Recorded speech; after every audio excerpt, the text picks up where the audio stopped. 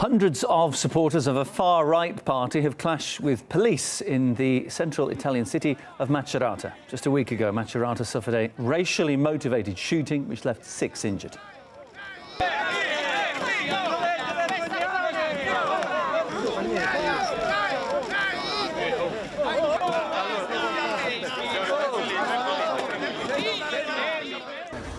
The shooter was targeting African migrants. Police found a copy of Hitler's Mein Kampf in his apartment, as well as a flag with the far-right symbol. The shooter said he acted after the death of an Italian woman allegedly killed by a Nigerian asylum seeker. The far-right shooters sparking massive debates about the growth of neo-fascist forces in Italy. Italian as well as foreign media have weighed in. The shooter's lawyer told journalists that his client was greeted as a hero in prison.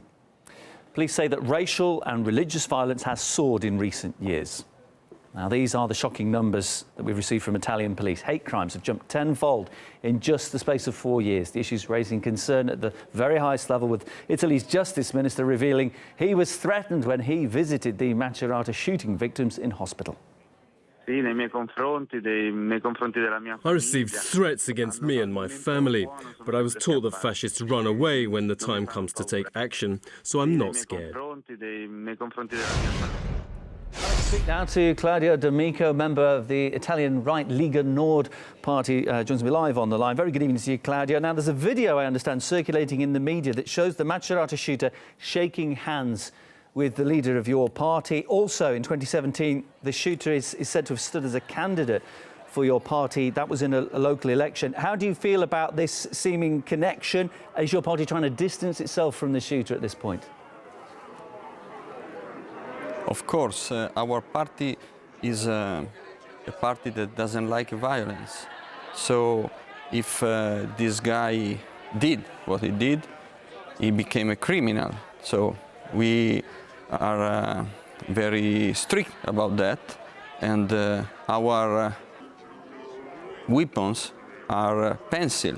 In the next election, the people will use it to vote, and this is the only way we act. We are acting as a political party. Our party became a national party.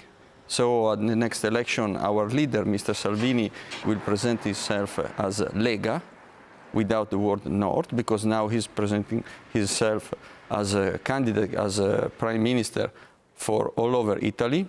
Every day he has at least 4 or 5 speeches in front of thousands and thousands of people, and at the end of these speeches, all the people want to take a picture with him, a selfie with him, shake hands with him, and those meetings are open to everyone, not only to members of a small club.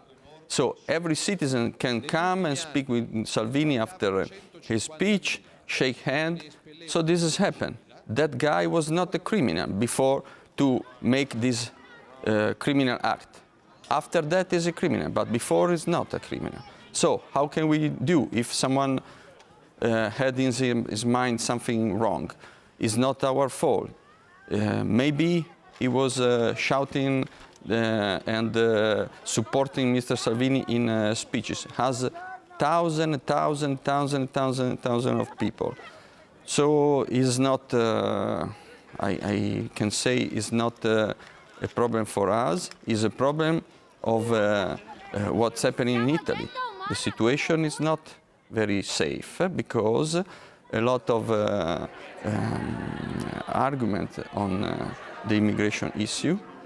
You know, a few days ago, immigrants from Africa cut in many pieces 18 years Italian girl and put those pieces in a bag. So, you know, when something like that happens, maybe in some people that is not very well in his mind, something can happen. This is a psychiatric problem, but can happen when people that is not really safe in his mind see some shocking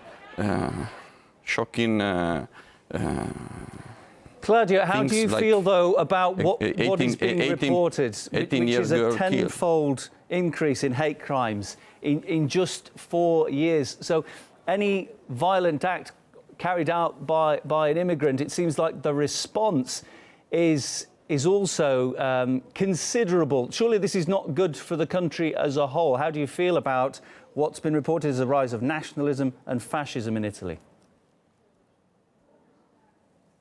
Well, we have a big problem because our enemy, so it means a political enemy, like Democratic Party or other left, strong left wing party, they believe that everyone doesn't support them is a fascist or is a nationalist or is a populist.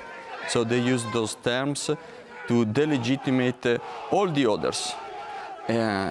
We are working in a political field, and we believe that our idea could be one of the many ideas in politics. And we are not arguing the others in a very bad way, but they like to argue and call us like fascists or something like that. This is not true. We are just telling to the people that we need law, we need control of our country. We cannot lose our identity, because Italy, if this mood of immigration will rise and will continue, will lose an identity, an history of thousands of years, and we don't want to lose it. But this is not because we are fascist or racist or something. It's just because we would like to keep in the better way our country. And, you know, as I told you, our weapons are Claudio, the pencils sorry to that the interrupt you. I people just will want use. to move on while we have time to an ally of your party, the former PM Silvio Berlusconi. He's called Migrants a time bomb. Now, that's fairly aggressive rhetoric. It's only going to further divide people. You said your weapon is your pen. Shouldn't you be trying to bring people together? Isn't that a bad thing to hear from your allies, such divisive talk? Well, we are running for an election with a coalition with the party of Mr. Berlusconi and other two parties. So this is a big coalition. We are sure that we will win. And of course, we are different parties. We can have some little difference on issues, but we will always find, we did in the past when we have been in the government, and very seriously, we found always the right way to act together. And when we have been in the government last time, in 2008 to 2011, we practically stopped the arrival of illegal immigrants. In 2011, we had only 4,000 arrivals in 1 year. In last year, we had more than 140,000 arrivals of illegal immigrants in Italy. So you can see the difference.